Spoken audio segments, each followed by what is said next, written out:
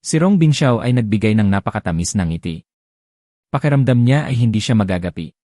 Kung magagamit niya ito bilang bargaining chip, hinding-hindi hahayaan ng EA na patayin ni Jordan si Rong Bingxiao para sa kapakanan ng teknolohikal na pag-unlad. Sa hinaharap, maaaring ibuli ni Rong Bingxiao si Jordan at walang pagkakataon na makapaghiganti ang huli. Hindi nakasagot ng diretsyo si Yul. Sa halip, magalang niyang sinabi, "Alis ako sandali. Pakihintay dito." Pagkalabas ng kwarto ay tinawag ni Yul si Lionel. "Kapitan Lionel. Director Chansey, kumusta ang mga bagay sa iyong panig? Hinayaan ko ang mga may katuturang eksperto na suriin ang impormasyon. Ito ay pambihira. Ang impormasyong ibinigay niya tungkol sa artificial intelligence chips ay pawang napaka-advanced na teknolohiya. Gayunpaman, kalahati lamang ng impormasyon ang ibinigay niya. Hindi niya handang ibunyag ang kalahati. Bilang karagdagan, sinabi niya na maaari niyang tulungan ang Amerika na maging nangungunang bansa sa teknolohiya sa mundo sa susunod na 5 hanggang 10 taon. Ngunit sa kondisyon na maaaring hawakan siya ni Mr. Jordan. Huminga ng malalim si Lionel at sumagot, "Sige, magsusumbong muna ako kay Mr. Jordan." Pagkatapos ibaba ang tawag, ipinasa ni Lionel kay Jordan ang usapan. Sinabi ni Lionel, "Mukhang natatakot si Rong Bingxiao na patayin mo siya, kaya pumunta siya sa VIA para hilingin sa amin na maging tagapagtanggol niya." Pinikit ni Jordan ang kanyang mga mata. Sa wakas ay napagtanto niya kung bakit handa si Rong Huangde na hayaan sina Jordan at Rong Huangde na ayusin ang kanilang sama ng loob ng isa-isa. Alam ng lahat na hindi kalaban ni Rong Bingxiao si Jordan sa lahat ng paraan. Sa one-on-one na labanan, masunurin lamang na matatanggap ni Rong Bingxiao ang kamatayan. Kaya, mayroon silang planong ito sa lahat ng panahon. Alam nila na nagmamalasakit ako sa Amerika, kaya sinamantala nila ang katotohanan ito upang subukang mapanatili akong subaybayan. Paanong hindi magagalit si Jordan? Kinasusuklaman niya ito kapag sinubukan ng mga tao na i-blackmail at manipulahin siya. Si Rong Bingxiao ay isang hangal na bata, hindi siya maaaring gumawa ng ganoong pakana. Si Rong Huangde ay dapat na nasa likod nito. Isipin na ang matandang ito ay nagkukunwaring kamangmangan noon. Sa katunayan, si Rong Huangde din marahil ang nagdirekta ng pangyayari kay Victoria. Pinaglalaruan ni Rong Huangde at ng kanyang apo ang Jordan bilang isang tanga. Paano kaya hinayaan ni Jordan na manalo ulit sila? Saglit na kinukuha ang sarili, tahimik na umupo si Jordan at pigil ang hininga. Pinikit niya ang kanyang mga mata at sinubukang hulaan ang hinaharap. Pagkaraan ng ilang minuto, binuksan ni Jordan ang kanyang mga mata at ipinakita ang isang nakaka-relax na ngiti. Kitang-kita ni Lionel ang pagbabago ng ekspresyon ni Jordan. Bagamat hindi niya alam na si Jordan ay isang Diyos-Diyosan, nahulaan niya na tila nakaisip siya ng magandang solusyon. Tinanong ni Lionel, "Mr. Jordan, kumusta na? Nakaisip ka na ba ng magandang solusyon?" Tumayo si Jordan mula sa pagkakaupo. Kumpara sa ilang minutong nakalipas, medyo kumalma na siya. Sa pamamagitan ng kanyang mga hula, napagtanto niya na ito ay magiging isang mahabang labanan. Ito ay hindi isang mabilis na laban na darating sa isang mabilis na konklusyon. Ang sitwasyon ay mas komplikado kaysa sa inaasahan ni Jordan. Sinabi ni Jordan, "Dahil si Rong Bingxiao ay naglakbay ng libu-libong milya patungo sa VIA na nakabalak kayo bilang isang American citizen at dinala pa dito ang nangungunang teknolohiya sa mundo, walang dahilan para tanggihan natin siya. Dahil gusto niyang maging isang bayani at isang scientist na iginagalang ng mga tao, hayaan mo siya. Basta't siya talaga ang nagbibigay ng mga teknolohiyang ito." Pinag-isipan ito ni Jordan. Ang 7 pangunahing larangan na binanggit ni Rong Bingxiao ay magpapahusay sa lakas ng Amerika ng mabilis. Ito ang mga bagay na ipinangako ni Jordan na gagawin para sa VIA. Gayunpaman, kakailanganin ng Jordan ng maraming taon at maraming pagsisikap upang maisakatuparan ito. Bilang karagdagan, si Jordan ay palaging nakatali sa kanyang mga relasyon. Ang kanyang mga asawa ay palaging nasa problema at wala siyang gaanong oras upang tumulong sa VIA. Ngayong personal nang ipinadala ni Rong Bingxiao ang mga teknolohiyang ito sa hinaharap, dapat tanggapin na lamang ito ng ISIS. Iniligtas nito si Jordan ng ilang problema. Nag-aalalang sabi ni Lionel, pero si Rong Bingxiao ay hindi isang Amerikano. Nag-aalala ako na hindi niya talaga kami intensyon na tulungan. Narinig ko kay Director Chansey na kalahati lang ng impormasyon ang ibinigay niya. Baka gawin niya ang trick na ito sa bawat larangan. Baka ibigay lang niya sa amin ang isang bahagi ng impormasyon at pagkatapos ay dahan-dahang magbigay ng mga karagdagang bahagi depende sa kanyang mood. We will end up being in a very passive position. Higit pa rito, kung hindi niya kailanman ibibigay ang lahat ng impormasyon, hindi ka makakapaghiganti. Si Lionel ay isang matalinong tao. Naisip na niya ang plano ni Rong Bingxiao. Ilalabas muna ni Rong Bingxiao ang isang bahagi ng pananaliksik bilang patunay at para mamangha ang mga Amerikano. Matapos pukawin ang kanilang mga gana, huminto siya ng oras sa lahat ng uri ng mga dahilan, tinatanggihan na ibigay sa kanila ang kumpletong bersyon. Ngunit hindi inisip ni Jordan na ito ay isang problema. Sinabi ni Jordan, ayos lang. Sapat na ang isang bahagi. Hanggat matukoy natin ang mga pangkalahatang materyales at direksyon ng pagsasaliksik, ako at ang aking pangkat ng pananaliksik ay maaaring humalili at bumuo ng ikalawang kalahati sa loob ng maikling panahon. Sa katunayan, maaari pa nga kaming makabuo ng isang pinahusay na bersyon ng kanyang pananaliksik. Masyadong nakaranas si Jordan sa aspetong ito. Pagkatapos ng lahat, kinuha niya ang pagsasaliksik ng Mirakuru Serum ng pamilya Miyamoto at pamamaraan ng mind transplant ni Shaun. Kinuha din niya ang pagsasaliksik ng mga armas sa panahon ng pamilya Zheng. Maaaring gamitin ni Jordan ang kanyang kakayahan sa paghula sa lahat ng uri ng pananaliksik at kumpletuhin ang hindi natapos na gawain sa maikling panahon. Hindi pa nararanasan ni Rong Bingxiao ang husay ni Jordan sa aspetong ito.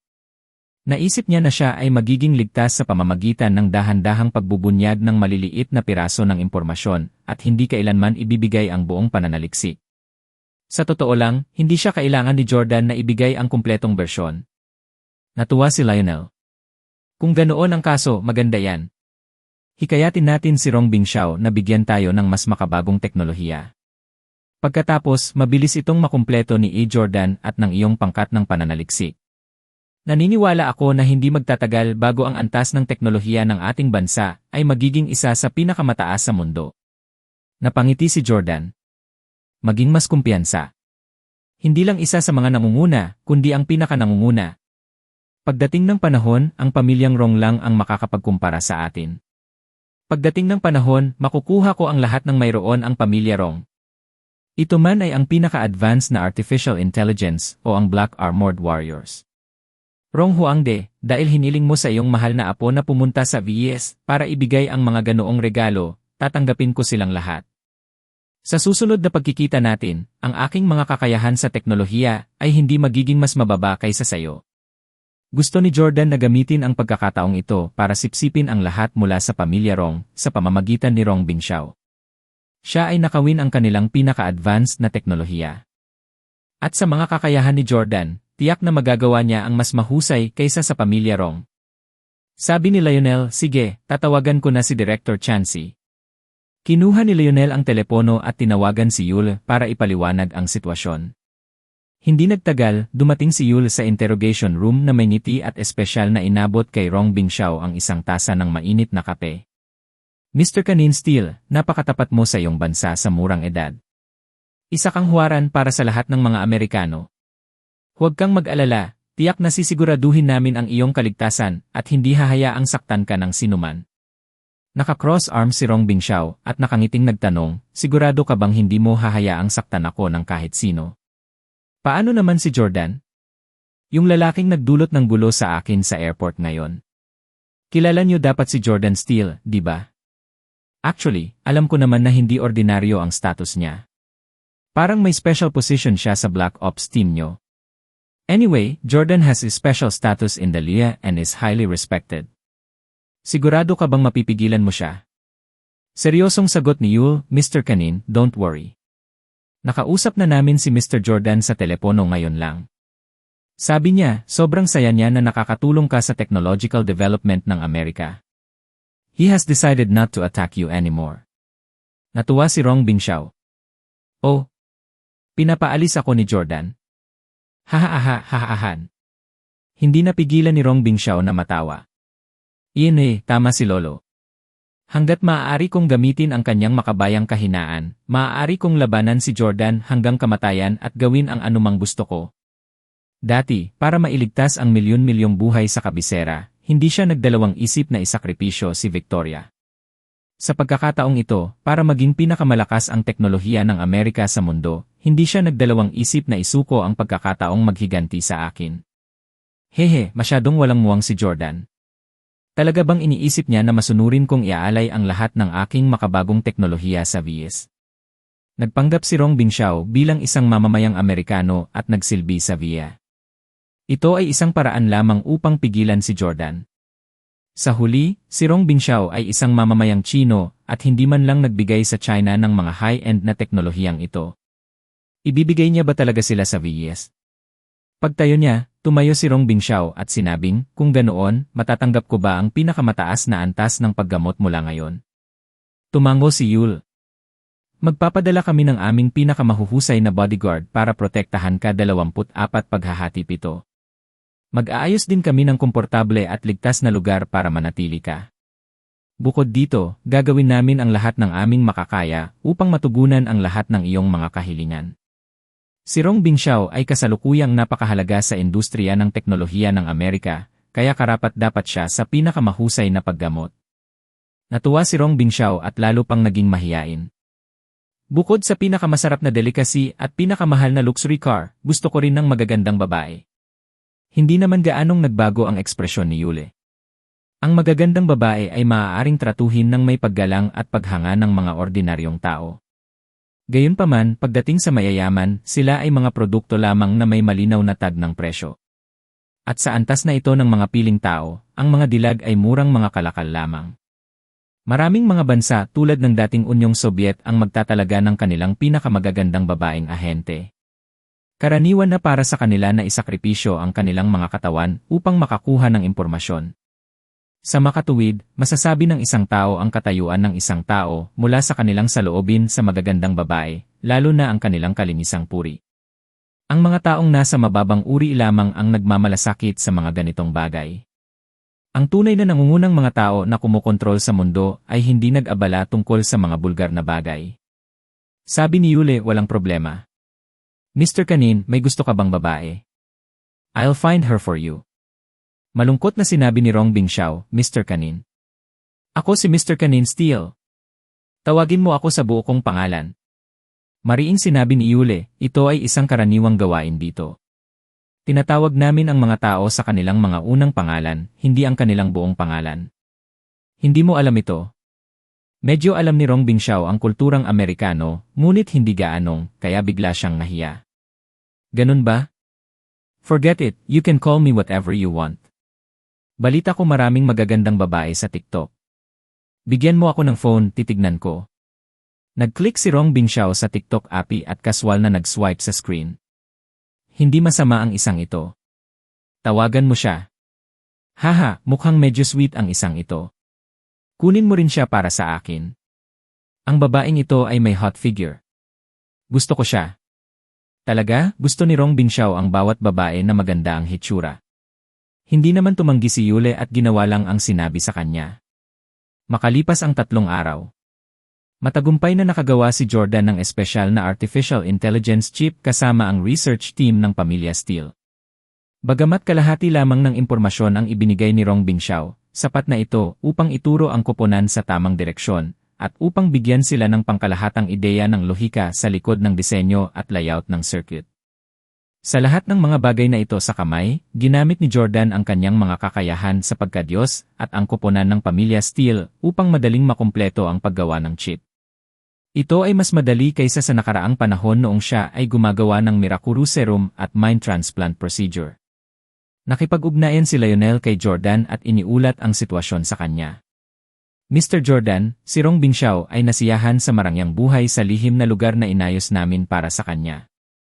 Sa panahong ito, gumastos siya ng maraming pera at nagpatawag ng maraming babae. Walang pakialam na sabi ni Jordan, hindi bale kung mag-aksaya tayo ng pera sa brat na yon. Anyway, I have too much money and nowhere to spend it kung wala kang sapat na resources, itanong mo na lang sa akin. Sa mga babae naman, anong klaseng babae ang nahanap niya? Mga sikat na artista o singer. May ilang celebrity sa entertainment industry na nagustuhan ni Jordan. Umaasa siyang hindi sila hiningi ni Rong Bingxiao. Sinabi ni Lionel, hindi, lahat sila ay mga internet celebrity lang. Random niya silang nakita sa TikTok. Lahat sila ay mga babae na mahilig magpakita ng kanilang mga binti at manligaw. Ngumuso si Jordan. Ang mga babaeng iyon ay nararapat paglaruan. Bakit hindi sila pumapasok sa paralan? Sa TikTok lang sila marunong gumawa ng mga walang katuturang gawa. Mababa ang tingin ni Jordan sa mga internet celebrity na iyon. Nanatili siya sa Orlando ng ilang taon at naka-encounter ng maraming internet celebrity doon. Alam niyang isang propesyon ngayon ang pagiging isang internet celebrity. Gayunpaman, alam niya na karamihan sa kanila ay walang intensyon na gawin itong isang tamang propesyon. Gumamit lang sila ng mga video para makahikayat ng mas maraming tagahanga, at pagkatapos ay mag-live stream o makipagkita sa mga mayayamang lalaki offline para kumita ng mas maraming pera. Ni hindi sila pumayag na gumawa ng mga bayad na promosyon. Sa makatuwid, hindi sila naawa ni Jordan. Sinabi ni Jordan, "Lionel, na kumpleto na namin ang paggawa ng artificial intelligence chip. Hayaang tanungin ni Director Chansey si Rong Bingxiao para makakuha ng higit pang impormasyon sa orihinal na framework, artificial intelligence learning logic, at iba pang mga kaugnay na bagay." Sa isang tagong villa sa Cabecera. Umiiyak ang isang grupo ng mga internet celebrity habang palabas sila ng villa.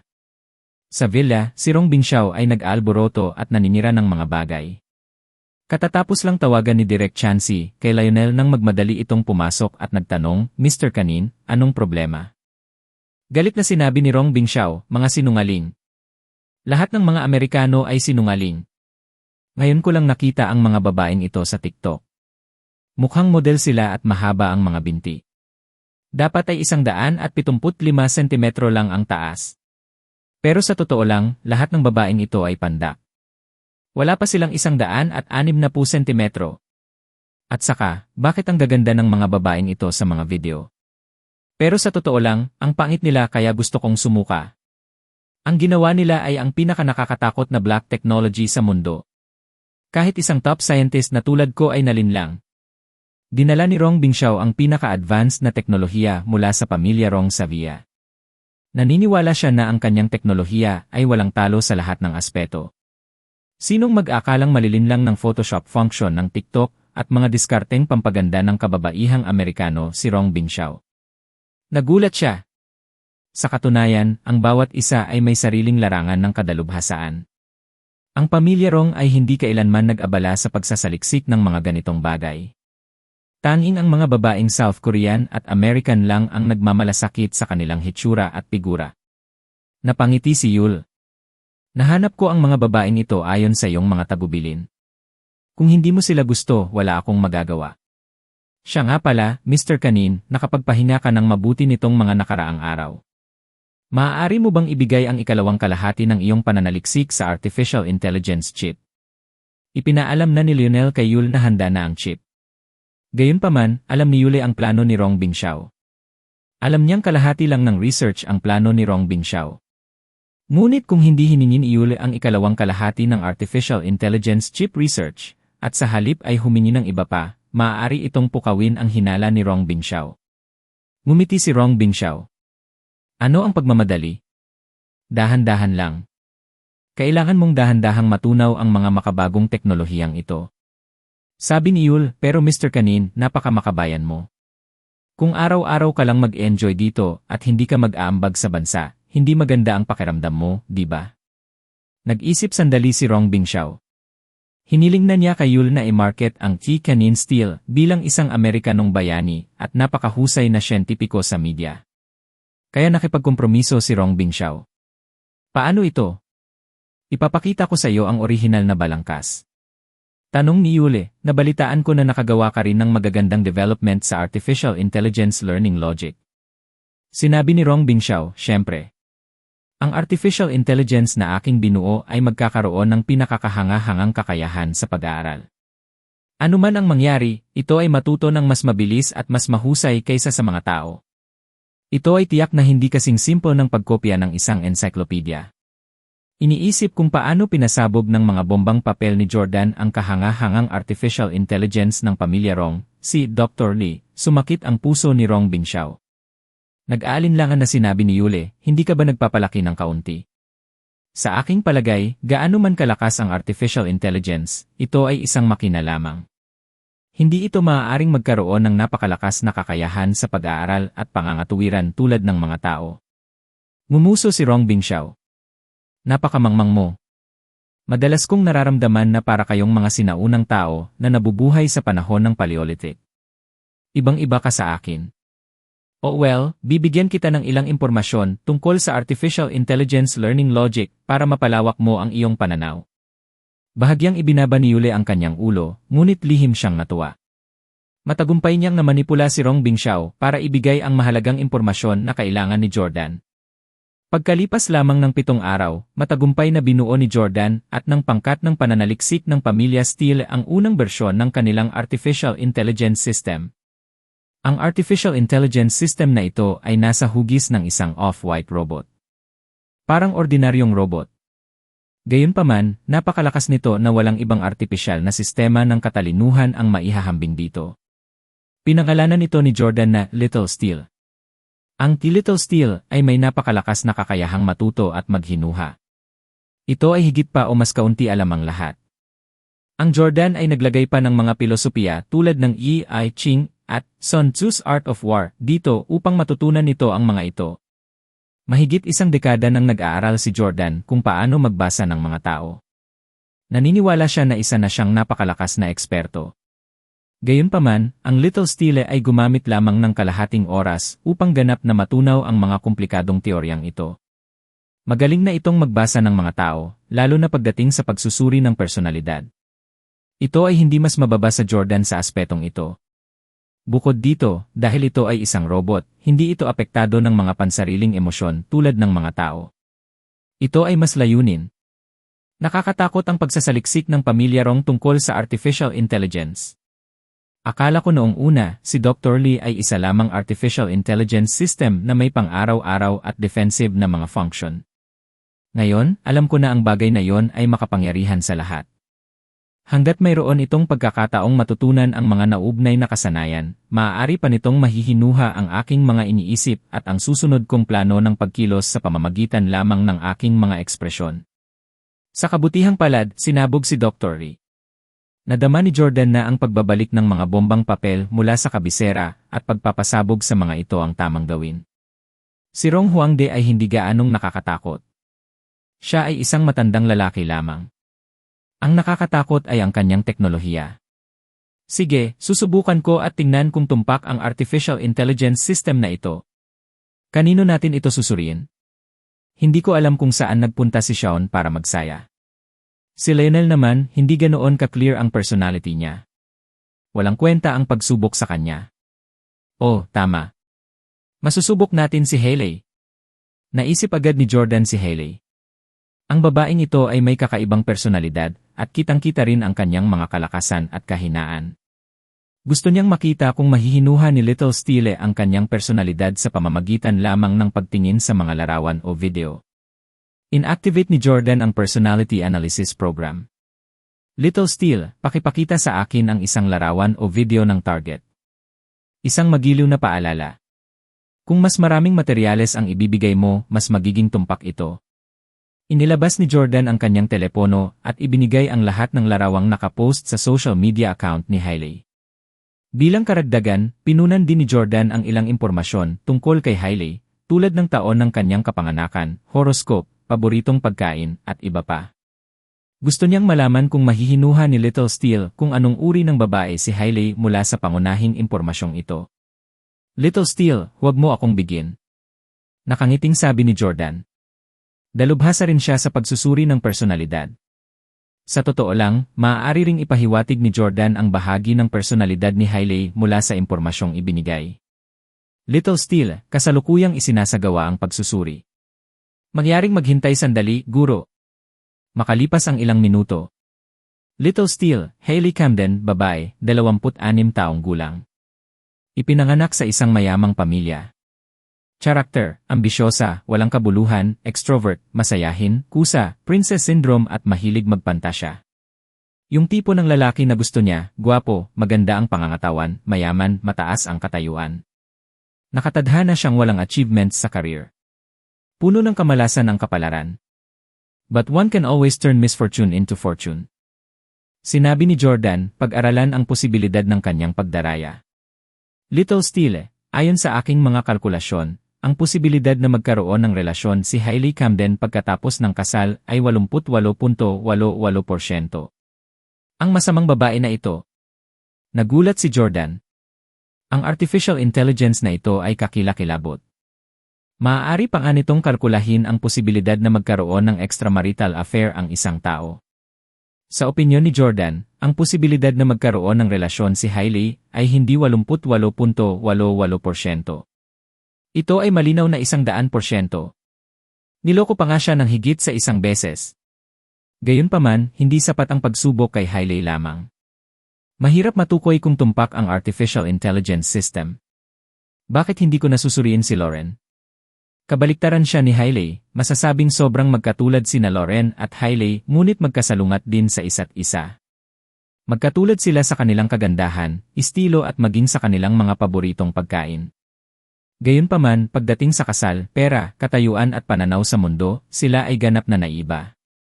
Kung masusuri ni Little Steele ang mga pagkakaiba sa pagitan ng dalawang taong ito ay magpapatunay na ang Jordan ay naging napakamatagumpay sa pagkuha ng artificial intelligence system na ito upang matutunan kung paano magbasa ng mga tao.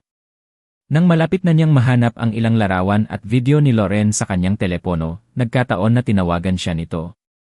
Pinindot ni Jordan ang accept. Honey. Ngumiti si Jordan sa kamera. Sa screen, walang suot na makeup si Lauren. Napakaganda niya ng walang makeup at medyo mas mabilog siya kaysa dati. Si Lauren ang unang nagtanong, "Hubby, kumusta ka kamakailan? May inaway ka na naman ba?" Ilang araw na ang nakalilipas, kumalat na parang apoy ang balita tungkol sa pananakit ni Jordan kay Rong Bingxiao sa paliparan. Kahit na sinubukan ni Lionel na pigilan ang pagkalat ng balita, nalaman pa rin ni Lauren. Sabi ni Jordan, "Okay lang ako. Don't worry, honey. I know my limits. I've been researching artificial intelligence recently, kaya wala akong time na hanapin ka. Are you okay?" Bagamat nasa kabisera silang dalawa, hindi nagkaroon ng panahon si Jordan para hanapin si Lauren. Ang lugar ni Jordan ay isang sikretong base at hindi makapasok ang mga ordinaryong tao. May masayang ngiti sa labi, bumulong si Lauren, "Hubby, may sasabihin ako sa'yo. Magiging ama ka na ulit." Natigilan si Jordan bago nagulat. Talaga? Buntis ka? Sina Jordan at Lauren ay nagnanais na magkaroon ng higit pang mga anak sa lahat ng oras na ito. Pinag-iisipan pa rin ni Jordan ang paggamit ng kanyang mga kakayahan sa paghuhula upang mahulaan kung mabubuntis si Lauren makalipas ang ilang araw. Gayunpaman, dahil kay Rong Bingxiao, nakalimutan ito ni Jordan. Gayunpaman, ang pag-alam ng balitang ito mula kay Lauren mismo ay mas mahusay. Tuwang-tuwang sabi ni Lauren, "Buntis ako. Hehe, makakababy na ulit kita." Sabi ko kay Chlo at tuwang-tuwa siya. Sana nakababata siya. Ikaw naman? Gusto mo ba ng anak na lalaki o babae? Sinabi ni Jordan, "Gusto ko ang mga anak na lalaki at babae." Lauren, naging mahirap para sa'yo sa panahong ito. Talagang bibisitahin kita kapag tapos na ako rito. Sabi ni Lauren, "Ayos lang ako. Wala kang dapat alalahanin sa akin. Ituloy mo na ang trabaho mo. Tumatawag lang ako para sabihin ang magandang balitang ito. Huwag na tayong mag-chat. Bumalik ka na sa trabaho. Mag-usap tayo kapag may oras tayo. Bye. Bye, honey." Ibinaba ni Jordan ang video call sa sobrang saya. Magiging tatay na ulit ako. Isisilang na naman ni Lauren ang anak ko. Lalaki man o babae, siguradong napaka-cute nito, tulad ni Chlo. Hindi maiwasan ni Jordan na umasa. Susunod, nagbigay si Jordan ng ilang impormasyon tungkol kay Lauren kay Little Steele. Little Steele, kasalukuyang isinasagawa ang pagsusuri. Magyaring maghintay sandali, guro. Isang masayang ngiti ang lumitaw sa mukha ni Jordan habang may kumpiyansa siyang bumulong sa sarili. Ang mga pagkakataon na magkaroon ng relasyon si Lauren ay tiyak na 0. Siya lang ang minahal ni Lauren. Walang posibilidad na magkaroon siya ng relasyon. Siya ang ganap na kabaligtaran ni Hailey sa aspetong ito. Little Steele, Lauren Howard, babae, 27 taong gulang. Anak siya ng isang sikat na pamilya sa kabisera. Personalidad, magiliw at maalalahanin, malaya, malakas na pagtitiis, matalino at nakikita ang malaking larawan, ngunit hindi nag-aalala tungkol sa mga bagay na masyadong malayo sa hinaharap. Not much ambition in her career, very single-minded in love. Ang posibilidad na magkaroon siya ng extramarital affair ay 1%. Natigilan si Jordan. Ito ay hindi 0. 1%. Saan nanggaling ang numero 1 ito? Nagbigay ng paalala si Little Steele. Ayon sa pagsusuri ng data, ang katapatan ni Lauren pagkatapos ng kasal ay lumampas sa 79.7% ng mga kababaihan sa VIA. Siya ay isang bihirang, mabuting asawa. Nakahinga ng maluwag si Jordan. Napangiti siya. Ang 1% ay katumbas ng walang katapusan na malapit sa 0. Sa totoo lang, halos kapareho ito ng 0. Kung tutuusin, walang ganap sa mundong ito. Bilang isang artificial intelligence system, tiyak na magiging mas maingat ang Little Steele. Sa opinyon ni Jordan, 1% ay katumbas ng 0. Hindi siya niloloko ni Lauren. Dahil na-analyze niya sina Hailey at Lauren, biglang gustong suriin ni Jordan si Victoria. Ayaw niyang subukan ang posibilidad ng pagdaraya ni Victoria. Alam ni Jordan na ang ugali ni Victoria sa pag-aasawa at pag-ibig ay kapareho ng kay Lauren. Pareho silang mabubuting babae. Gusto niyang suriin ang kapalaran ni Victoria. Naniniwala si Jordan na magigising si Victoria at magkakaroon ng maliwanag at magandang buhay sa hinaharap. Nagtaka siya kung ano ang naisip ni Little Steele. Sa makatuwid, nagbigay si Jordan ng ilang impormasyon tungkol sa Victoria kay Little Steele. Little Steele, kasalukuyang isinasagawa ang pagsusuri. Mangyaring maghintay sandali, guro. Little Steele, Victoria Clarke, 32 taong gulang. Siya ay ipinanganak sa isang mayamang pamilya. Ang kanyang pamilya ay bumagsak noong siya ay bata pa, at ang kanyang mga magulang ay sunod-sunod na iniwan. Personalidad, lubhang independyente, labis na ambisyoso, labis na kumpiyansa, napakalakas na pagnanais na mangibabaw. Siya ay maaaring maging banayad o kahanga-hanga, depende sa sitwasyon at sa mga taong nakapaligid sa kanya. Siya ay isang babae na makibagay ayon sa taong kanyang nakakasalamuha. Magiging matagumpay ang kanyang karera. Makakaranas siya ng ilang mga aksidente sa kanyang katamtamang edad, ngunit gagawin niyang swerte ang kasawian. Sa pamamagitan ng kanyang mga linya sa mukha, maaari siyang mabuhay ng hindi bababa sa 60 taong gulang. Ang galing! Tuwang-tuwa si Jordan nang marinig ang lahat ng iyon. Alam niyang maliligtas si Victoria. At si Jordan ang tanging taong nakapagligtas kay Victoria. Matapos ang pakikitungo kay Rong Bingxiao, muling babalik si Jordan sa nakaraan upang iligtas si Victoria. Pumayag man si Rong Huangde o hindi, kailangan niyang gawin ito. Salamat, Little Steele. Isasara na sana ni Jordan ang programa. Sa hindi inaasahan, si Little Steele ay tila hindi pa tapos sa pagsusuri. Nagpatuloy ito. Ang posibilidad ng pagdaraya ni Victoria Clarke ay ang daliri ni Jordan ay nakahover na sa baton sa itaas ng ulo ni Little Steele. Ayaw niyang marinig ang buong kwento. Naniwala na siya na ang posibilidad ng pagdaraya ni Victoria ay tiyak na pareho kay Lauren. 1%. Sa pinakadulo, 3%. Gayunpaman, nang pipindutin na ni Jordan ang buton, narinig niya ang numerong 17. Agad na huminto sa paggalaw ang kamay ni Jordan. Little Steele, ang posibilidad ng pagdaraya ni Victoria Clarke ay 17%. Nang marinig ito ni Jordan, napaatras siya sa gulat at galit na sumigaw, imposible. Little Steele, nagkakamali ka. Nagkakamali ka. Si Victoria ay isang mabuting babae. Siya ay nagsasarili at umaasa sa sarili. Hindi siya yuyuko ng napakababa para makipagrelasyon. Walang paraan na malaki ang posibilidad na magkaroon siya ng relasyon. Bagamat si Victoria ay nadungisan ni Rong Bingxiao noon, hindi iyon itinuturing na pagdaraya. Ang pagdaraya ay isang maagap na pagkilos.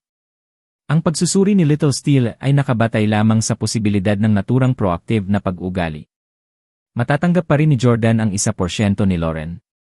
Gayunpaman, ang 17% ni Victoria ay masyadong katawa-tawa. Si Victoria ay isang babaeng mas gustong magpakamatay kaysa isuko ang kanyang kalinisang puri.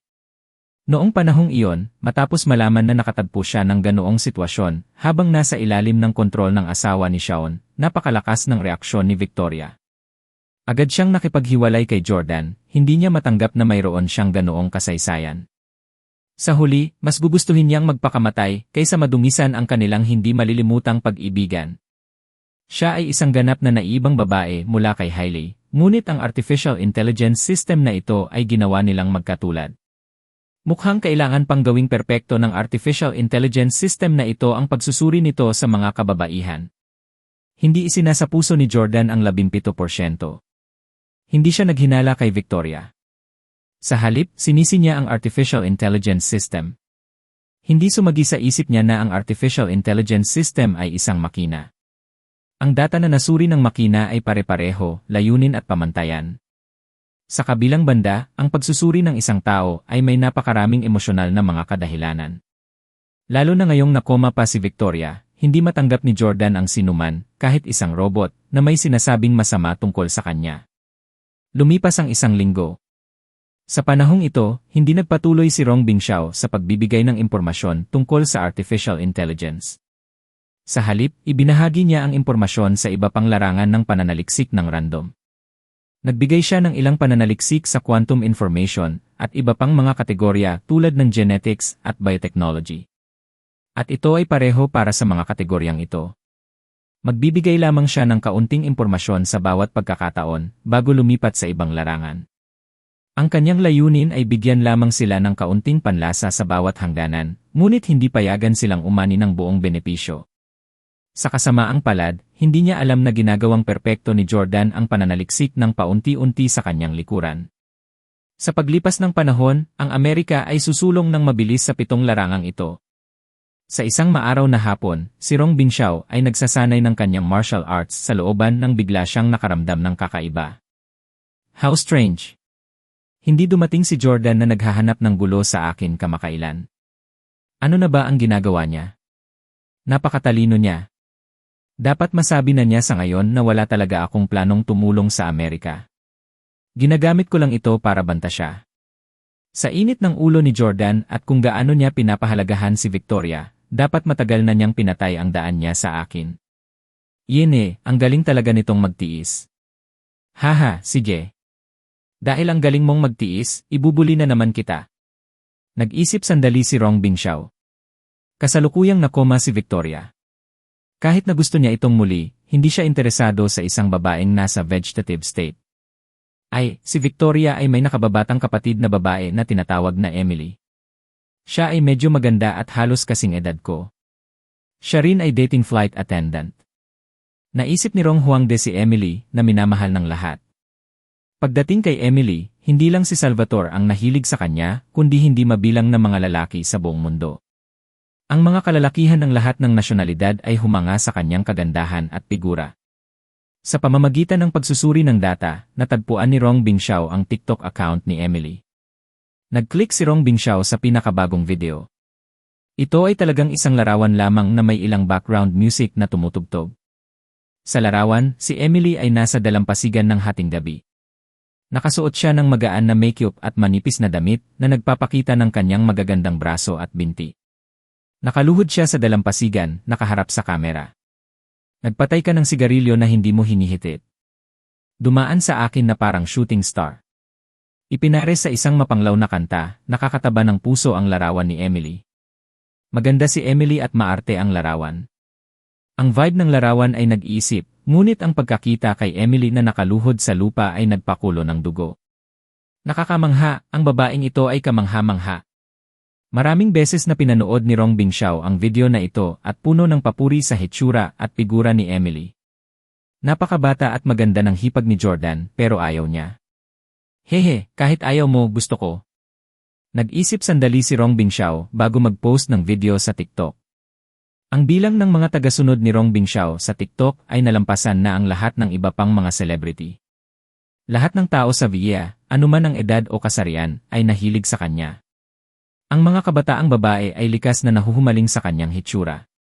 Para naman sa mga kalalakihan at matatanda, hinangaan at pinuri nila siya sa kanyang mga kontribusyon sa Villa. Alam ng lahat na siya ay nagsusumikap araw at gabi upang magbigay ng pambihirang siyentipikong pananaliksik para sa bansa. Kaya naman, nang i-post ni Rong Bingxiao ang kanyang video, nagdulot ito ng sensasyon sa internet. Sa video, si Rong Bingxiao ay nagsasalita sa pagod at tapat na paraan. Hello, everyone. Ako si Kanin Steele. Long time no see. Kamakailan, nagsaliksik ako ng quantum information kasama ang ilang scientist. Mayroon akong magandang balita para sa lahat. Magiging groundbreaking ang ating pag-unlad. Ipinapangako ko sa lahat na tayo ay magiging numero 1 sa lahat ng uri ng teknolohiya. Gayunpaman, may nangyari kamakailan na nakagambala sa akin. I fell in love with the girl. I can't help think of her. Pinilit kong kalimutan siya dahil maaantala ang research ko at ang pag-unlad ng teknolohiya ng ating bansa. Pero sorry sa lahat. Napaka-inutil ko. Hindi ko na kaya. Naiisip ko pa rin siya sa tuwing pipikit ako. Gusto ko siyang makasama. Binitawan ko ang lahat at ipinagkanulo ang tiwala ng bansa sa akin. Pasensya na. Nagpakita ng magandang palabas si Rong Bingxiao. Sa dulo ng video, talagang pinisil niya ang ilang luha. Matapos mapanood ang video na ito, sandamakmak na komento ang mga netizens. Ang ating bayani.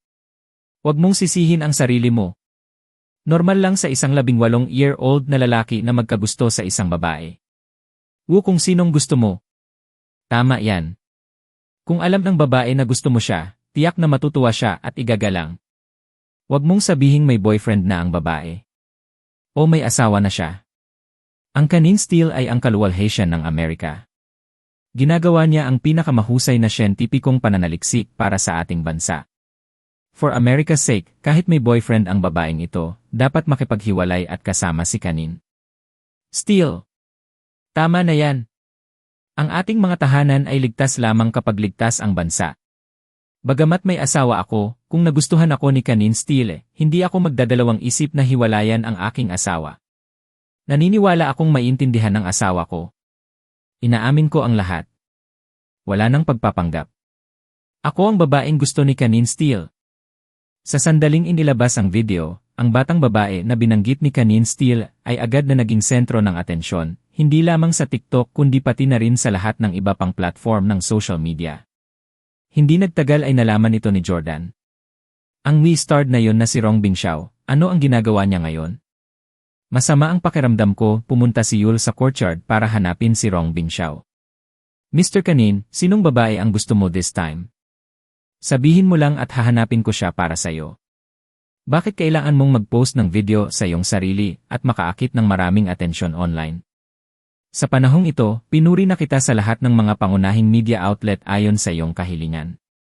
Nakatulong ka sa siyentipikong pananaliksik ng ating bansa. Ngayon, tinatrato ka ng lahat sa media bilang isang bayani at isang mahusay na siyentipiko. Bakit ginagawa ang mga bagay na makakasira sa iyong reputasyon? Siyempre, may mga dahilan si Rong Bingxiao sa paggawa ng ganoong ingranding anunsyo sa buong bansa. Una, si Emily ay hipag ni Jordan at nagkaroon sila ng malapit na relasyon. Kung hahabulin ni Rong Bingxiao si Emily ng ganito, malalaman ni Jordan ng maaga at tiyak na hindi papayag si Emily. Sa makatuwid, nais munang paglaruan ni Rong Bingxiao ang damdamin ng publiko. Nais niyang malaman ng lahat ng tao sa Vie na siya ay kasalukuyang may sakit sa pag-ibig at hindi man lang makatulog ng maayos at magsagawa ng kanyang siyentipikong pananaliksik. Pinipilit niyang makasama si Emily. Pangalawa, gustong ipagpatuloy ni Rong Bingxiao ang kahihiyan kay Jordan. Binalik ko ang asawa mo at ngayon hinahabol ko ang kapatid ng asawa mo. Ano ang magagawa mo? Hindi sumagot si Rong Bingxiao kay Yul. Pagkaraan ng ilang sandali, nag-post siya ng isa pang video. Hindi siya na-feature sa video kundi larawan lang ni Emily. Sa ibaba ng video, nag-attach si Rong Bingxiao ng mensahe, "Mahal kita. Pwede ba kitang maging girlfriend?" At Emily Clark. Hindi lang niya isinama ang litrato ni Emily, nitagpa niya ito para ipaalam sa lahat na ito ang babae. Houston Bay 1. Nagkakaroon ng pagtitipon si Emily kasama ang isang grupo ng mga flight attendant. Ang mga bahay sa Houston Bay 1 ay pawang mga mansyon na tanging ang pinakamayayamang tao sa bansa ang kayang bilhin. Ibinigay ni Jordan ang mansyon na ito kay Emily. Ang marangyang sala ay napuno ng mga dilag na may mahabang paa. Lahat kasi sila ay air stewardesses dati. Maganda ang mga figure nila at napaka-estilo. Gayunpaman, alam ng lahat na ang industriya ng air stewardess ay medyo magulo. Walang masyadong mabubuting babae. Si Emily ay natural na itinuturing na isang mabuting babae dahil mayroon siyang isang makapangyarihang kapatid na babae sa likod niya. Hindi niya kailangang umasa sa isang mayamang lalaki tulad ng iba. Ang mga babae ay umiinom ng alak at masayang nagkukwentuhan. Sino sa tingin mo ang babaeng nagugustuhan ni Kanin Steele? Kung may ganito lang akong gwapo, mabangis at kabayanihan, magigising ako sa panaginip ko na tumatawa. Haha, stop dreaming. How could he fall for girls like us? She must be an ordinary bookworm. Hoy, tingnan mo ang iyong telepono. Nag-post si Kanin Steele ng isa pang video. Lahat ay sabik na binuksan ang kanilang mga telepono. The moment they saw the latest video, napasigaw sila sa gulat. Ah! Halos mabasag ang bubong ng mga hiyawan ng mga babaeng ito. Emily! Larawan ito ni Emily. Ah, baliw ito. Ang babaeng gusto ni Kanin Steele ay si Emily talaga. Emily, dapat naligtas mo ang buong kalawakan sa iyong nakaraang buhay. Napakaswerte mo. Pinalibutan ng lahat si Emily. Sandaling natigilan si Emily bago kinuha ang kanyang telepono. Anong pinag-usapan niyo? Binuksan niya ang kanyang telepono at nakitang hindi mabilang na tao ang nagtag sa kanya at nagpadala ng mga pribadong mensahe sa kanya. Hindi mabilang na mga tao ang nag-like sa kanyang mga video at naging mga tagasunod niya. Diyos ko ni. Nagulat si Emily. Hindi pa siya nakatanggap ng ganoon karaming atensyon sa kanyang buhay. Sa pagtingin sa pinakabagong video ni Rong Bingxiao, hindi makapaniwala si Emily, oh and by God, totoo ba yon? Ang taong gusto niya ay ako. Hindi akalain ni Emily na may isang bida na magkakagusto sa kanya. Sa nakalipas na ilang taon, isang lalaki lang ang nagustuhan niya at iyon ay si Jordan. Gayunpaman, alam din niya na imposible sa pagitan nila ni Jordan. Nasabi na niya dito na kapatid lang niya ang gusto niya. Alam ni Emily na hindi niya kayang mahalin ng tuluyan si Jordan. Kailangan niyang maghanap ng boyfriend. Gayunpaman, napakataas ni Jordan. Pagkatapos ng Jordan, napakahirap para kay Emily na maging interesado sa ibang mga lalaki. Masasabing hindi karapat-dapat sa atensyon ni Emily ang mga ordinaryong lalaki.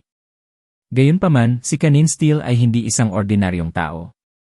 Hindi lang siya isang celebrity na kinagiliwan ng hindi mabilang na mga babae, ngunit isa rin siyang scientist at isang Amerikanong bayani. Sa totoo lang, maganda rin ang impresyon ni Emily sa batang ito. Patuloy ang pag-uusap ng mga kaibigan ni Emily. Emily, pumayag ka na. Hindi ka ba laging nagrereklamo na masyadong ordinaryo ang mga lalaking ipinakilala namin sa'yo? Hindi ordinaryo si Kanin Steele. Tama. Anyway, single ka ngayon at gusto mong makipagrelasyon. Si Kanin Steele ay perpekto sa lahat ng aspeto. Magpakasal ngayong taon at magkaanak sa susunod na taon. Siguradong pinakamalakas ang genes ni Kanin Steele sa buong mundo. Maganda ang pangangatawan niya at ang utak niya ay top-notch. Napakaganda niya. Tama. Kahit hindi mo siya i-date, kailangan mong magkaroon ng anak sa kanya. Oh my God, gusto ko talagang magkaroon ng anak kay Kanin Steele, sob-sobi. Namula si Emily sa sinabi ng mga kaibigan. Si Kanin Steele ay talagang isang napakakatangi-tanging batang lalaki. Paanong hindi ito malalaman ni Emily?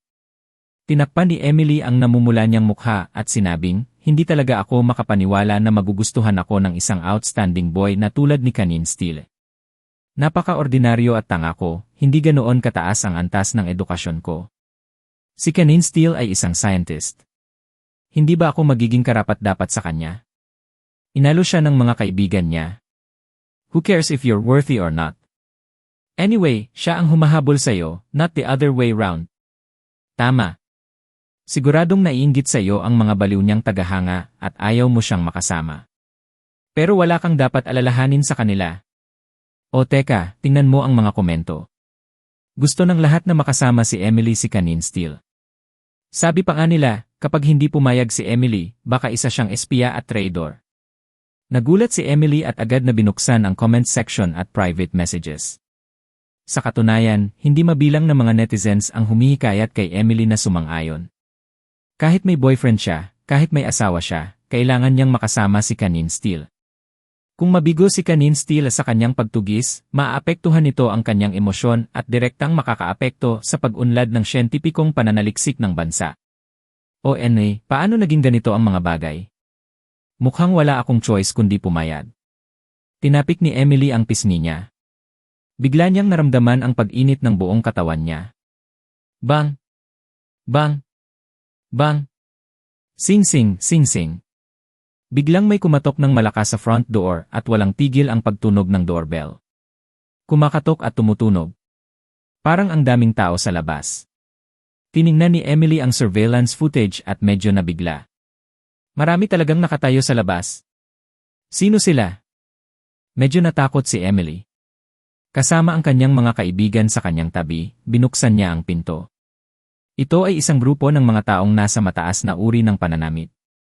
Pagkatapos ng lahat, ito ay isang mayamang distrito ng tirahan. Sino ka? Naguguluhang tumingin si Emily sa mga tao dahil napagtanto niyang lahat ay may hawak na mga mamahaling regalo. Ikaw Sigma Emily, tama? Kami ay kapwa may-ari ng bahay sa Houston Bay 1 at mga tagahanga ng Canine Steel. Ang iyong impormasyon ay nailik na online. Alam ng lahat kung saan ka nakatira. Tama, ina Emily. Hindi ko ina-expect na magkakagusto si Canine Steel sa isang babae na kapareho namin ng residential district. Naparito kami para tanungin ka kung may boyfriend ka. Sumagot ng totoo si Emily, ayoko. Ang ganda. Ipopost ko ito online at sasabihin sa lahat ang magandang balita. Haha, mas magiging madali kung wala kang boyfriend. Enda Emily, pumayag ka kaagad sa proposal ni Canine Steel. Congratulations. Bilang iyong kapwa kapitbahay, mangyaring tanggapin itong welcome gift. May regalo din ako sa'yo. Kapag ikinasal ka, tandaan mong imbitahan mo kami. Bago pa makapagsalita si Emily, inilagay ng lahat ang mga regalo na nagkakahalaga ng daan-daang libo sa pintuan. Dahil ayaw na nilang maistorbo pa si Emily, tahimik silang umalis. Lalong naiinggit ang mga kaibigan ni Emily. Oh and my God, Emily, tingnan mo kung gaano kakasaya na ikasal kay Canine Steel. Kahit na ang mga kapitbahay mo ay binigyan ka ng mga mamahaling regalo. Haha, Emily, bilisan mo at pumayag ka. Pumunta ka agad sa kapital para makasama si Canine Steel. No need. Ngayon lang ako nakakita ng balita. Pagkatapos malaman ni Canine Steel ang address ni Emily, sumakay agad siya ng eroplano papuntang Houston. Malapit na siyang mag-propose sa'yo. Ha? Nahaharap sa bigla ang sunod-sunod na pangyayaring ito, sabik na sabik si Emily na hindi niya alam kung paano magre-react. Sing sing sing sing sing sing. Sing sing sing sing sing sing. Beep. Beep. Patuloy na nagriring ang phone ni Emily. Lahat ng kanyang mga kaibigan at kakilala ay nakikipag-ugnayan sa kanya. Sunod-sunod na bumuhos ang mga tawag at mensahe na wala ng oras para huminga. Hindi na kayanan ang pambobomba ng napakaraming tawag at mensahe, inilipat niya ang kanyang telepono sa flight mode at hindi hinayaang may makaabot sa kanya. Gayunpaman, hindi niya namalayan na tinatawag din siya ni Jordan sa sandaling ito. Paumanhin, ang numero na iyong nadial ay kasalukuyang hindi magagamit. Labis ang pag-aalala ni Jordan nang marinig niya ang notification ng system. Damn it! Ngayon lang niya nalaman na si Emily ang babaeng nagustuhan ni Rong Bingxiao. Damn you, Rong Bingxiao. Hindi mo lang sinira si Victoria, gusto mo nang hawakan ang kapatid niya. Sa tingin mo patay na ako. Hinding-hindi ko hahayaang hawakan mo si Emily. Maghanda ka agad ng eroplano papuntang Houston. Hindi maabot ni Jordan si Emily, kaya sumugod siya kaagad sa Houston. Nakipag-ugnayan siya kay Sean at pinalipad din doon. Makalipas ang 3 oras, nagpakita si Rong Bingxiao sa paliparan bilang Canine Steel. Nagdulot siya ng malaking kaguluhan nang lumabas siya sa airport. Canine Steel! Ang ating bayani. Bayani na aso. Lahat ay nagyaya kay Canine Steel at tinatawag siyang kanilang bayani. Lihim na natuwa si Rong Bingxiao, Jordan, dapat talagang pumunta ka sa airport para tingnang mabuti. Lahat ng tao sa Villa ay humahanga sa akin, hindi ikaw. Hehe, paano kung nailigtas mo ang buhay ng milyon-milyong tao sa kabisera? Who the hell knows kung ano ang ginawa mo? Sa 1 oras o 2, kapag hinawakan ko si Emily sa mga bisig ko, malamang sa sobrang galit mo ay masusuka ka ng dugo, di ba? Hahaha, pagdating ng panahon ipapasakop kita ng buo. Ibabalik kita sa China para tulungan ang lolo ko. Maglalakbay kami pabalik sa nakaraan upang tuklasin ang mga lihim ng pamilya Handley. Ikaw ay karapat-dapat lamang na maging alipin ng aming pamilyang Rong. Sa kabila ng lahat ng malisyosong kaisipang iyon sa kanyang isipan, ang ngiti sa kanyang mukha ay nanatiling inosente gaya ng isang anghel. Sinabi ni Rong Bingxiao sa lahat, salamat sa inyong kabaitan. Hindi ako karapat-dapat na tawaging bayani. Ang tunay na bayani ay hindi dapat nagmamalasakit sa mga personal na relasyon at dapat mag-ambag ng buong puso sa bansa. Ngunit para sa akin, hindi ako nakakain o nakatulog dahil kay Emily. Binitawan na kita. Mangyaring tanggapin ang aking paghingi ng tawad. Lumuhod na sana si Rong Bingxiao at humingi ng tawad sa mga tao. Ngunit paano siya hinayaan ng mga panatikong tagahanga na ito na lumuhod? Isang nasa katanghaliang gulang na babae ang nagmamadaling tinulungan si Rong Bingxiao na makatayo. Kanin Steele, hindi mo masasabi yan. Hindi mo masisisi ang sarili mo. Normal lang na magkagusto ka sa isang tao, lalo na sa edad mo. Ipinapakita nito na isa kang taong nagpapahalaga sa damdamin. Huwag kang mag-alala na imbestigahan na namin si Emily. Nakatira siya sa Houston Bay 1 at single. Tara na. Dadalhin ka namin doon. Papayag siya na samahan ka niya, pumayag man siya. Natuwa si Rong Bingxiao. Salamat sa inyong lahat. Mahihirapan ko kayo at kayong lahat. Hindi nagtagal, sa paunguna ng kanyang mga tagahanga, dumating si Rong Bingxiao sa Houston Bay 1. Ito ay isang napakagarang residential district. Hindi basta-basta pwedeng pumasok. Gayunpaman, ang sitwasyon ngayon ay espesyal. Plano ng security guard na papasukin lang si Kanin Steele. Gayunpaman, ang ilan sa mga tagahanga ni Kanin Steele, lalo na ang mga babae, ay labis na nag-aalala sa kanya at nagpumilit na sundan siya. Sa huli, walang choice ang security guard kundi pasukin sila. Nagkukumpulan na ang mga tao sa labas ng bahay ni Emily. Si Rong Bingxiao ay nakatayo sa gitna na may dalang isang palumpon ng mga bulaklak. Ding dong! Pinindot ni Rong Bingxiao ang doorbell. Sa loob ng bahay. Nandito siya. Emily, buksan mo ang pinto. Napaka-romantic. Emily, ikaw ang pinakasikat na babae sa bansa ngayon. Haha, magpaganda ka bago lumabas. Siguradong magiging headline ang mga litrato mo. Halo-halo ang nararamdaman ni Emily. Hindi niya alam kung paano haharapin si Kanin Steele. Kahit na si Kanin Steele ay talagang napakahusay at labis na hinangaan siya ni Emily, alam na ito ng buong bansa ngayon. Medyo kinakabahan siya. Marahil ang aking buhay pag-ibig ay nakatadhana na maging napakaganda. Naisip na naman ni Emily si Jordan. Ang kanyang relasyon sa kanya ay nakamamanghang din. Ngayon, nakakakilig din ang pakiramdam na ibinibigay sa kanya ni Kanin Steele. At nagustuhan niya ang pakiramdam na ito. Nagpalit si Emily ng napaka-eleganteng puting damit at naglakad para buksan ang pinto. Iyon ang unang pagkakataon na nagkita ng personal sina Emily at Rong Bingxiao at nagkatinginan sila. Biglang nakaramdam ng hiya si Emily. Parang mas gwapo si Kanin Steele kaysa sa mga litrato. Mukha pa nga siyang may halong dugo. Lihim na natuwa si Rong Bingxiao, hehe, ang ganda talaga ni Emily. Jordan, pasensya na. Malapit nang maging akin ang hipag mo. Si Rong Bingxiao ay bata pa at puno ng sigla. Sa payo ni Rong Huangde, naglakbay siya pabalik noong 1 taon at nanalo laban sa Jordan. Pagkatapos noon, lalo siyang naging mapangahas. Naglakas loob siyang gumawa ng gulo sa VIA sa pamamagitan ng sadyang pagpunta sa hipag ni Jordan na si Emily. Si Emily ay isang napakahalagang babae kay Jordan. Hindi lamang siya ang nakababatang kapatid na babae ng asawa ni Jordan, ngunit sa isang espesyal na sandali, sa backseat ng isang itim na Big Ire-8, nawala ang kanyang pagkabirhen kay Jordan. Paano niya hinayaang matulog ang iba sa kanya? Si Rong Bingxiao ay lihim na nasiyahan sa kanyang sarili, ngunit sa panlabas, siya ay kumilos na parang isang mahiyaing batang Amerikano. Hello Emily, I'm Kanin Steele, an ordinary scientific researcher. I like you very much.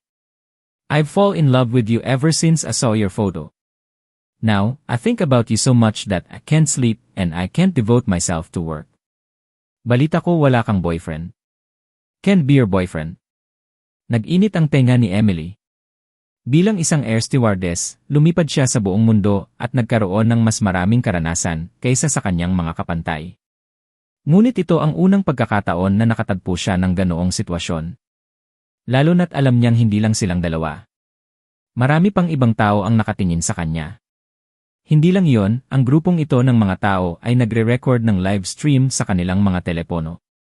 Sa kamakailang katanyagan ni Canine Steele sa VIA, hindi bababa sa 10 milyong tao ang nanonood sa kanyang pagtatapat sa pag-ibig. Nasa dilema si Emily at hindi alam ang isasagot. Gayunpaman, ang mga panatikong tagahanga ay patuloy na umaawit. Say yes! Say yes! May dahilan ka ba para tanggihan ang isang boyfriend na tulad ni Canine Steele? Walang babaeng tatanggi sa kanya.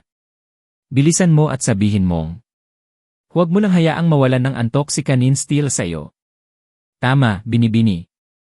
Bilisan mo at tuparin ang hiling ni Canine Steele para maitalaga niya ang kanyang sarili sa siyentipikong pananaliksik. Kung hindi ka pumayag, isa kang espiya. Hindi lang ganoon ang sinabi ng mga tagalabas na yon, maging ang mga kaibigan ni Emily Air Stewardess ay ganoon din ang ugali. Emily, bilisan mo at pumayag. May 10 milyong tao ang nanonood ng live stream. Iniisip mo pa ba ang bayaw mo? Huwag mo na siyang isipin. Hindi ka niya pakakasalan. You have to live your own life. Alam din ng mga malalapit kay Emily na gusto niya si Jordan. Totoong gusto rin ni Emily na magsimula ng isang bagong relasyon, ngunit pakiramdam niya ay masyadong maaga para pumayag na maging kasintahan ng lalaking ito. Sabi ni Emily, "Hello Canine Steele. Salamat sa paggusto sa akin. Ordinaryong tao lang ako. Ikinararangal ko talaga na magustuhan mo.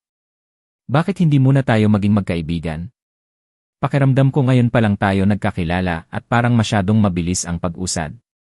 Paano magkakaroon ng pasensya si Rong Bingxiao na dahan-dahang paunlarin ang relasyon nila ni Emily mula sa isang kaibigan hanggang sa isang manliligaw? Hindi siya tulad ng mga hamak na bootlickers na sumisigaw sa mga diyosa. Sinabi ni Rong Bingxiao, "Alam ko na ito ay masyadong biglaan. Ngunit tulad ng alam mo, kasalukuyan akong nag-aambag sa makabagong teknolohiya ng Amerika. Wala man lang akong araw ng libreng oras. Masyado akong inutil. Hanggat hindi kita girlfriend, hindi ako makakatulog o makakain. Hindi ako makakapagtrabaho ng husto. So, pwede mo ba akong bigyan ng sagot ngayon? Kung ayaw mo sa akin, please just tell me." Marahil ako ay isang marupok na batang lalaki na nangangailangan ng mahabang panahon upang maalis ito, ngunit mas gugustuhin kong magkaroon ng malinis na pahinga.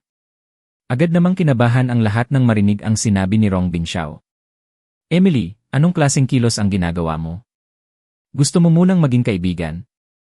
I think you want to treat Canine Steele as a backup lover. Tama. Sumang-ayon ka lang ng diretsyo. Paanong hindi karapat-dapat si Canine Steele para sa'yo? Ang galing mo talagang magpalabas. Kung maglakas loob kang tumanggi at hayaan si Canine Steele na magdusa sa sakit ng heartbreak na hindi siya makapag-focus sa kanyang trabaho, ikaw ang magiging pinakamalaking makasalanan sa Amerika. SCI, kung maglakas loob itong Miigisi na ito, susunugin ko ang bahay niya." Ang mga tagahanga na handang sumunod kay Canine Steele hanggang dito ay pawang mga baliw na tagahanga. Wala sa kanila ang normal. Ang mga normal na tao ay magiging abala sa pagtatrabaho at pagbibigay ng kontribusyon sa lipunan sa halip na pumunta dito upang gumawa ng kabuluhan. Hindi inaasahan ni Emily na magkakaroon ng mga bagay hanggang sa puntong ito.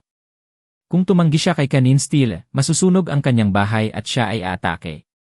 Mabilis siyang hinikayat ng mga kaibigan ni Emily. "Emily, dapat pumayag ka na lang. Si Canine Steele ang bayani ng ating bansa.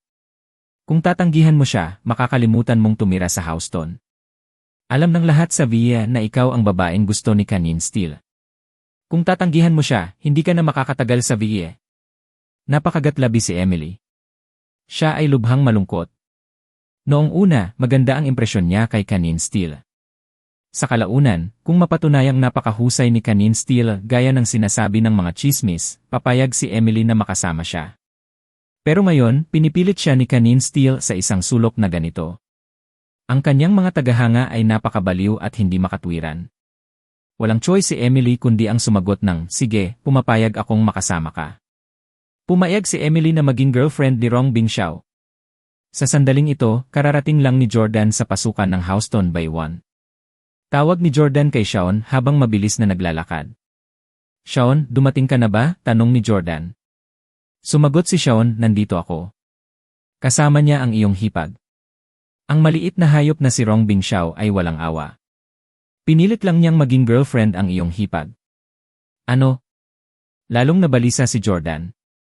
Shaon, kung may gustong gawin si Rong Bingxiao kay Emily, dapat mong pigilan siya. Mag-isip din ng paraan para ibigay ang iyong telepono kay Emily. Gusto ko siyang makausap. Hindi makausap ni Jordan ang telepono ni Emily. Kailangan niya itong kausapin ngayon. Kung hindi, si Emily ay maaaring malinlang ng pagkakakilanlan ni Rong Bingxiao bilang ikanin steal at mapagkakamalang isipin na siya ay isang mabuting tao. Nang marinig ito ni Shaon ay agad niyang ibinato kay Emily ang kanyang phone. Oof! Kinuha ni Emily ang telepono gamit ang kanyang kamay. Akala niya noon ay isang baliw na tagahanga ito, ngunit nang tignan niya ang screen ng telepono, ang tumatawag ay si Jordan. Agad na inilagay ni Emily ang telepono sa kanyang tenga. Si Jordan ba ito? Nang marinig ni Jordan ang boses ni Emily, sa wakas ay nakahinga siya ng maluwag. Emily, ako na, Jordan. Huwag kang pumayag na makasama ang We-Start na yan. Uminit ang puso ni Emily. Noon pa man ay inaalagaan niya si Jordan, ngunit kapatid lang ang nasa puso niya. Ito ay sa kabila ng katotohanan na si Emily ay mas bata at mas masigla kaysa kay Victoria. Natuwa si Emily nang marinig ang kanyang sinabi. Jordan, bakit hindi mo ako papayag? Are you willing to accept me now? Sa huli, teenager pa rin si Emily. Hindi kailanman nagkusa si Jordan na tawagan siya. Ngayong alam na niyang may manliligaw si Emily ay agad siyang tinawagan ni Jordan. Isa pa, parang nalilito siya, parang natatakot na maagaw si Emily. Iniisip niya kung hindi kaya ni Jordan na hayaan siyang makasama ng iba, kaya sa wakas ay handa na rin siyang tanggapin. Sina Jordan at Victoria ay magkasintahan. Hindi nararapat na magkaroon din siya ng kapatid. Ngayong nagtangkang magpakamatay si Victoria at nakoma, baka hindi na siya magising pa. Marahil ay tatanggapin ni Jordan si Emily bilang isang paraan upang matulungan si Victoria na alagaan ang kanyang nakababatang kapatid na babae. Sandaling natigilan si Jordan. Hindi niya inaasahan na ganoon ang iniisip ni Emily. Sinabi kaagad ni Jordan, hindi lang mabuting tao si Kanin Steele. Siya ang naging dahilan ng pagtatangkang magpakamatay ng kapatid mo. Ano? Nagulat si Emily at hindi makapaniwalang tinitigan si Rong Bingxiao. Hindi niya maintindihan kung bakit ganoon ang sasabihin ni Jordan. Hindi ba siya ang bayaning siyentipiko ng ating bansa?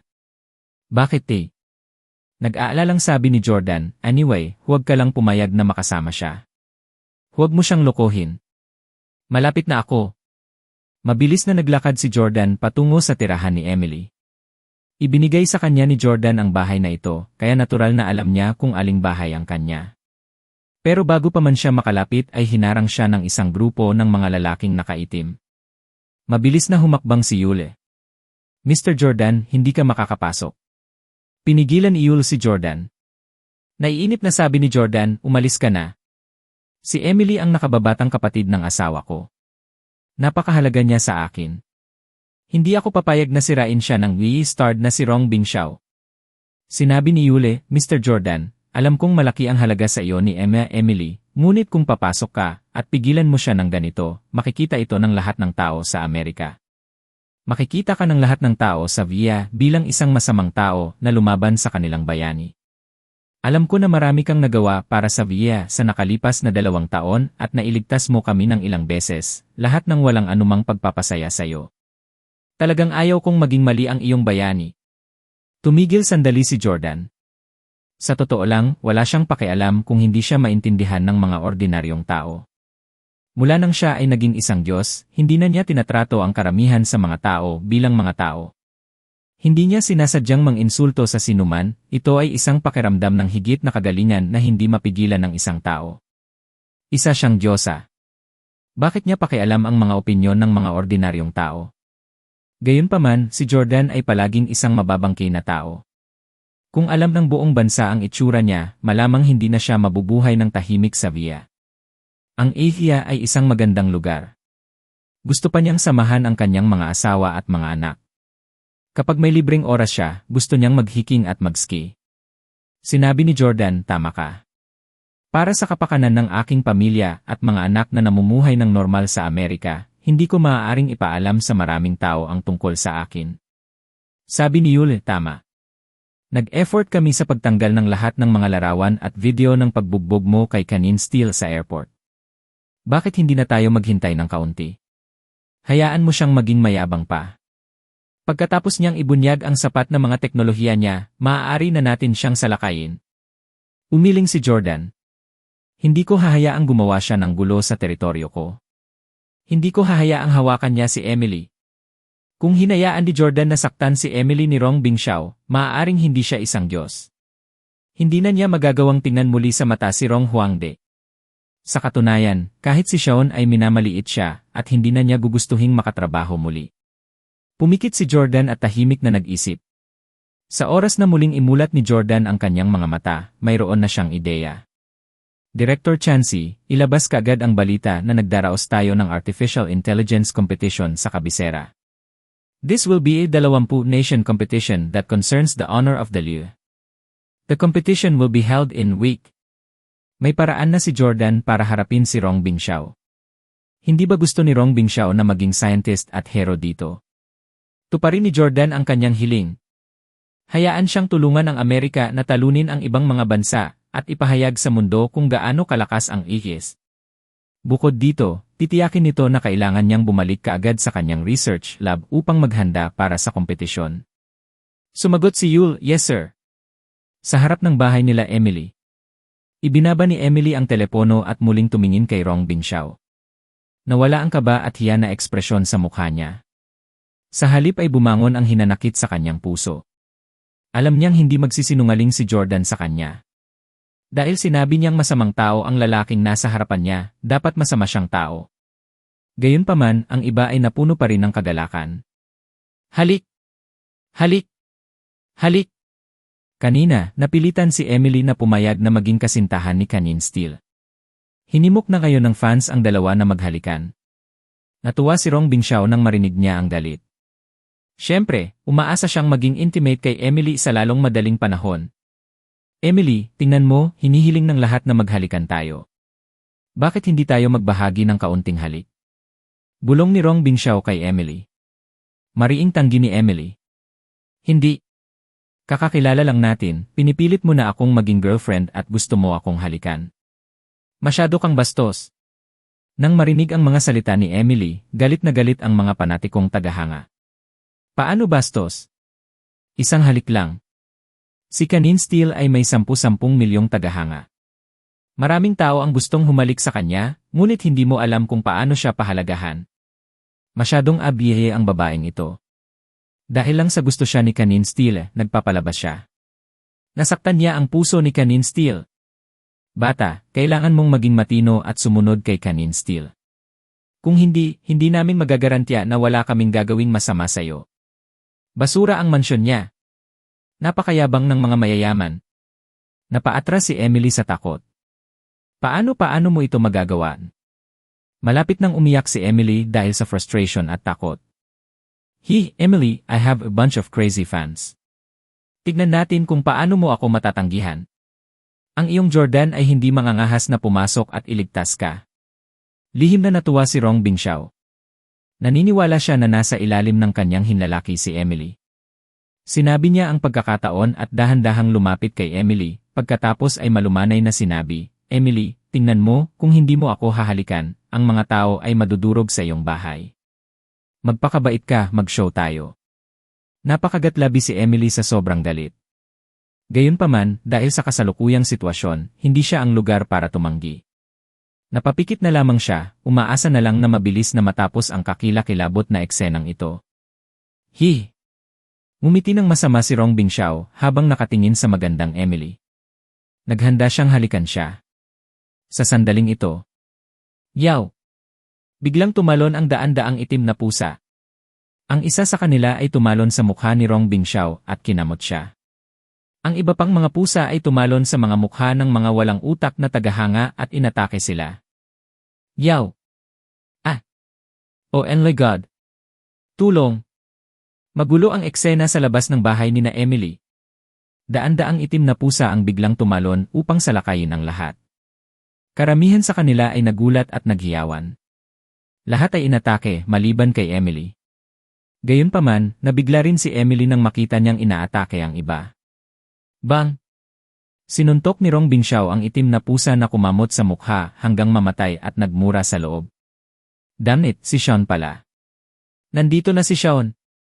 Sa sandaling ito, alam na ni Rong Bingxiao na pinatay ni Shaon ang kanyang ama at ipinagpalit ang isip sa kanya. Nagalit siya nang sabihin sa kanya ni Rong Huangde. Lihim siyang nanumpa na pagkatapos ng pakikitungo kay Jordan, tiyak na haharapin niya si Shaon at ipaghihiganti ang kanyang ama. Ngunit bagamat kinasusuklaman ni Rong Bingxiao si Shaon, natatakot din siya sa kanya. Kahit ang isang matalino at may karanasan tulad ng kanyang ama ay natalo niya. Alam na alam ni Rong Bingxiao na hindi siya kahit isang ikasampu ng kanyang ama. Mas natakot siya kay Shaon kaysa kay Jordan. Kaya naman, agad na hinawakan ni Rong Bingxiao ang kamay ni Emily at pinapasok siya sa kanyang bahay bago isara ang pinto. Hoy, hintayin mo kami. Nasa labas pa tayo. Patuloy na kumakatok sa pinto ang mga kaibigan ni Emily Air Stewardess. Hindi kailanman bubuksan ni Rong Bingxiao ang pinto para sa kanila. Gusto niyang mapag-isa si Emily para magkaroon siya ng pagkakataong makasama ito. Ayos ka lang ba, Emily? Nagkunwaring nag-aalala si Rong Bingxiao. Pero sa totoo lang, hindi naman inatake si Emily. Magiging maayos siya kahit na nakatayo siya sa labas. Si Rong Bingxiao ang natakot. Nagmamadaling tinabig ni Emily ang kamay ni Rong Bingxiao at sinabing, "Ako ayos lang ako." Nang makitang medyo natatakot si Emily sa kanya, ayaw siyang pilitin ni Rong Bingxiao. Ito ay magiging walang kabuluhan. Ang mga lalaking tulad ni Rong Bingxiao, Zheng Weilun at ang mga Park ay hindi gustong makakuha ng mga babae sa pamamagitan ng puwersa. Masyado silang naging conceited. Naniniwala sila na sila ang pinakamarangal na tao sa mundo. Pinakiusapan sila ng mga babae. Hindi na nila kailangang ipilit ang sarili nila sa mga babae. Sa makatuwid, walang ginawa si Rong Bingxiao kay Emily sa ngayon. Tumingin siya sa marangyang sala at mumiti. Wow, ang stylish ng decor. Emily, flight attendant ka at marami ka ng bansang napuntahan, di ba? Nakalibot na rin ako sa buong mundo. I think we must have a lot in common, he. Sa labas ng pinto. Ginamit ni Shaon ang isa pa niyang phone para tawagan si Jordan. Dinala ni Rong Bingxiao si Emily sa loob ng bahay. Hindi ko siya masusundan. Ano ang dapat kong gawin? Nag-aalala akong baka mapahamak ni Rong Bingxiao ang iyong hipag sa loob. Sumagot si Jordan, huwag kang mag-alala, pipilitin ko siyang lumabas sa lalong madaling panahon. Hindi nagtagal, pumasok si Yule kasama ang ilang tao. Lahat mangyaring gumawa ng paraan. Kami ay mula sa Kanin Steele's Research Lab at kami ay narito upang mahanap siya. Dumating si Yule at ang iba pa sa bahay ni Emily at sinigawan ang mga tao. Nang marinig ng lahat na sila ay mula sa laboratorio ng pananaliksik ni Kanin Steele, lahat sila ay nagpakita ng paghanga. Kakapasok lang ni Kanin Steele. Kung walang urgent, huwag mo siyang istorbohin. Hayaan mo silang mag-isa ni Emily. Bumalik ka mamaya. Hayaan mo siyang mag-enjoy ng konti. Seryosong sinabi ni Yule sa lahat, ayoko rin maabala ang buhay pag-ibig ni Kanin Steele, pero naglabas na ng challenge sa atin ang ibang bansa. Si Kanin Steele lang ang makakapagligtas sa atin. Natigilan ang lahat nang marinig iyon. Ano? Anong hamon? Anong nangyari? Sinabi ni Yule, lahat, maaari mong tingnan ang balita. Sa isang linggo, magkakaroon ng Artificial Intelligence Competition sa kabisera. Alam ng lahat na sa larangan ng Artificial Intelligence, Kanin Steele's. Ang pananaliksik ay ang pinakamahusay sa mundo. Malapit na ang kompetisyon.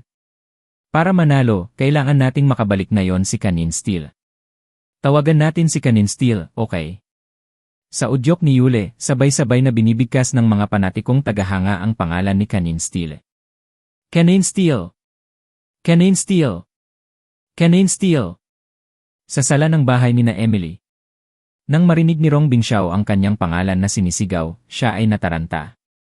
Itong mga walang utak na fans, bakit bigla na lang nila binabanggit ang pangalan ko? Iniistorbo nila ang saya ko. Hindi pinansin ni Rong Bingxiao ang kaguluhan at patuloy na tinutukso si Emily. We were talking about Beijing just now. Ano ang paborito mong lugar sa Beijing? I'm very familiar with it, it's like my home. Kailan ka free?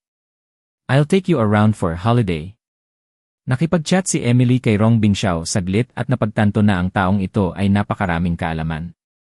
Mas marami na siyang napuntahang lugar kaysa kay Emily at mas kilala niya ang mundong ito kaysa sa kanya. Ang dayong makamundong lalaki ay kaakit-akit kay Emily.